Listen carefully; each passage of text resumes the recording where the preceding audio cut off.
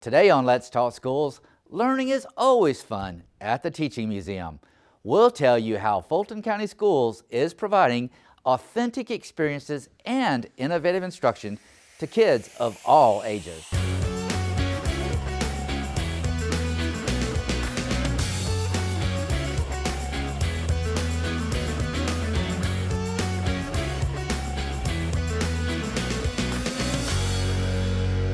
Hi, and welcome to another episode of Let's Talk Schools. My name is Mike Looney. I'm the superintendent of schools here in Fulton County.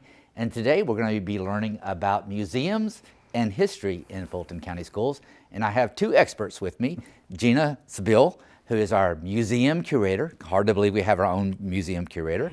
And we have Michael Santrock, who is our archivist, who handles all the records and the history of Fulton County schools. So welcome to the show. And Gina, we'll start with you.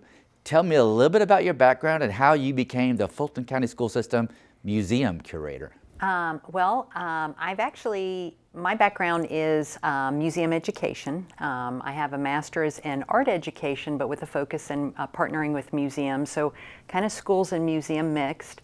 And I worked at the High Museum for 10 years in school programs, and lo and behold, perfect job for me was a museum person in a school district, and Fulton County is very unique. The Teaching Museum is a very unique place, and I have a very unique, wonderful position working with the school system. Sounds like a lot of fun, and what a prestigious place you came from, the High Museum. Fun. Lots of good stuff there. Yeah. And so Mike, tell us a little bit about you and how you became to be the archivist. Yes, well, I consider myself a historian first, and so when I went to college, I studied history. And then went to a graduate school program in Georgia State to study public history, which is museum work and archives work. And that's how I came to the Teaching Museum through an internship program through Georgia State. Perfect timing, right as soon as I graduated, there was a need for a full-time archivist. So excited to be here and do what I do. So tell us a little bit about, I don't know that the public is really aware on a grand scale of the work that y'all do. So tell us what kind of archives that you manage and protect for the school district. So the purpose of any archives is to collect and preserve and then make accessible the records that they keep, the collections that they keep. Our archive is very unique in that we preserve the history of the Fulton County school system back to 1871 when it was established. So it's a broad, scope of history. It's 150 years, which we just celebrated our sesquicentennial last year. So that was very exciting. And we were able to support that effort with the records we have in the archive. Our collections are basically two larger collections. One of them is the board records, board minutes, superintendents, correspondence dating back to, like I said, the 1870s. And then the other half of our collections would have to do with independent schools, whether they're open now or they've closed and been closed down years ago. So we have yearbooks, a lot of audiovisual film. It's really a vast collection. So, which is really, really cool. You can go through the archives and really understand the full history of Fulton County Schools, how it became a school district, who the board members were when transition happened, right. The minutes from board meetings when votes took place on very critical things. What is I'm gonna put you on the spot here. Okay. Is there something in the archives that you found, oh my gosh, this is really, really cool? Yeah. I mean, the one thing that got me when I first showed up as an intern was looking at those board minutes, the original board minutes written out in the cursive. It's almost like calligraphy. Right.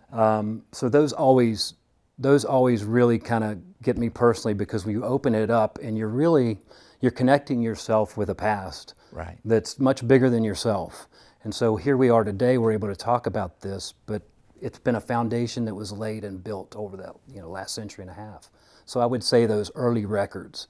And we have a lot of really rich photographs that we use to support primary source teaching too. So there's a number of things, but I would point to that early. So do we use the archives to actually teach our students? We do. That's our primary function, yeah. So one of our major initiatives is teaching with primary sources, and that's where we come in.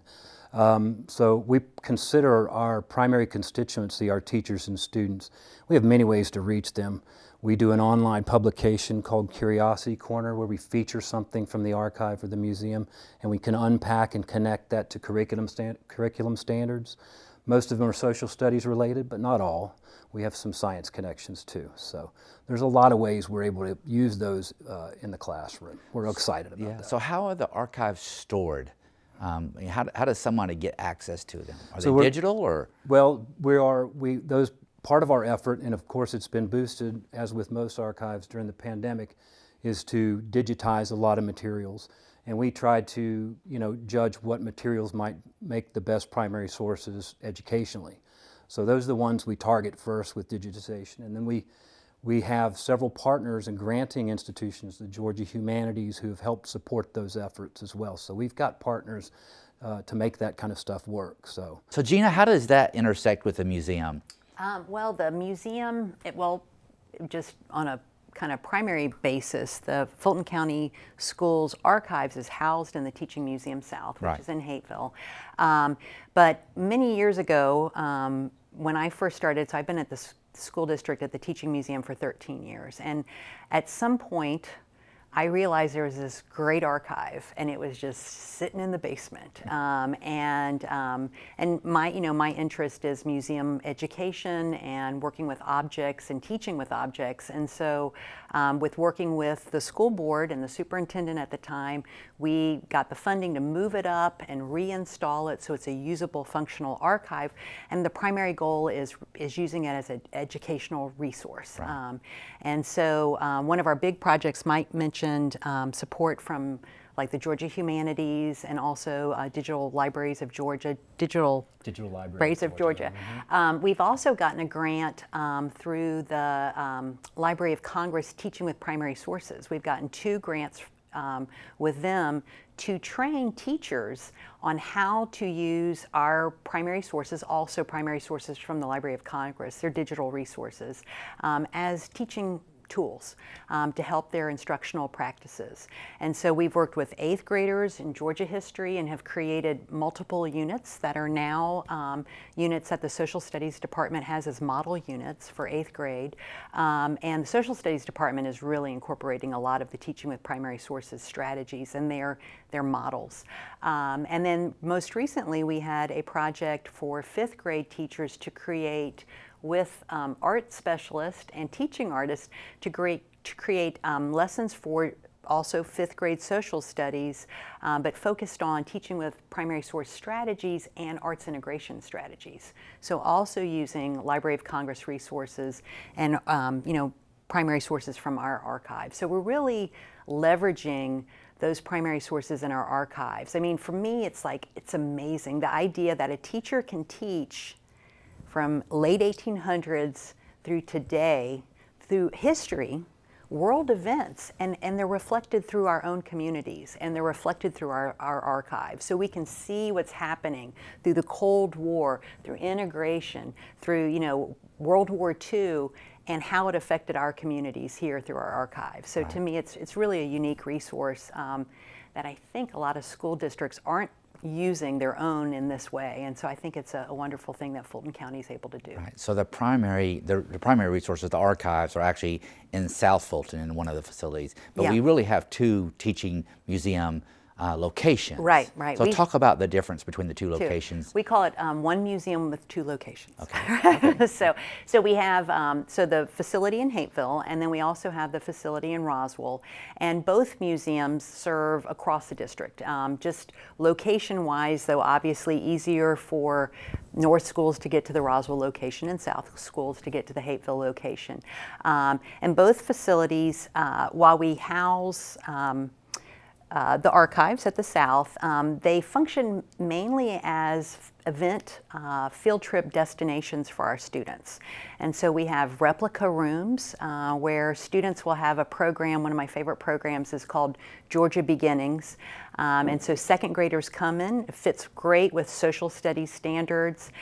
They come in, they hear from a storyteller about Georgia beginnings and hear stories of Creek and Cherokee and African and European settlers in Georgia. So they're reinforcing the social studies standards in a 1-room classroom. So the environment they're in is in a replica room. That's at the South Museum. The North Museum has a log cabin. So they're in this environment while they're hearing these stories. And then they also go and do a hands-on activity where they're making clay pots that are referencing the Creek and Cherokee traditions of pottery. Right. And so that's an example of some of the programs we house at the two museums. And we also have some exhibits that are more like tours that students can attend when they come to the museum. We have a 5th grade program at the North Museum that serves both sides of the school district. So regardless of where an elementary is located, we make it possible for schools to attend that exhibit at the North Museum on World War II.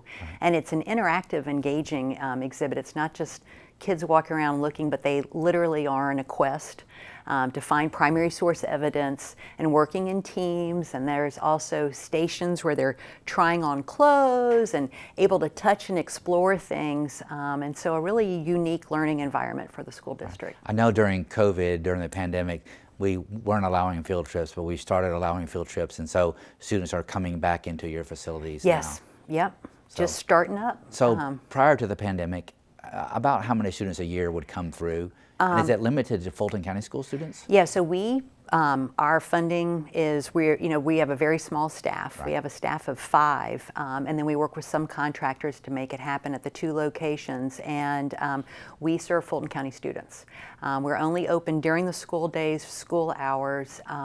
We do occasionally have outside. The public might come in and take a look around or tour, something like that. But our mission is Fulton County students. And we provide all of our programming free to Fulton County students and schools. So do they usually just come for a half a day, or do they spend a whole day? Oh, they'll come, usually they're based on our bus schedule. So usually our programs either are 9:30, they usually arrive around 9:30, and then our field trips are done around 12:30. So that they're back in time. And my other question was about how many students come Oh, through? how many students a year? Yeah, so before COVID, we were serving on average 55,000 students a year. That's incredible. Yeah, we served every elementary school, and we averaged about 4 to 5 programs. We serve per grade level per elementary school, so the whole 5th grade, the whole 4th grade, and we would average 4 to 5 programs per elementary school, and typically serving every elementary school. We also do student programs for middle schools. They're a little bit trickier as far as logistics. Most of those programs go out to schools. They don't come to the teaching museum just because the numbers of kids are, so large. But typically, in a typical year, pre-COVID, we would have served at least 1 program per middle school, if not 2.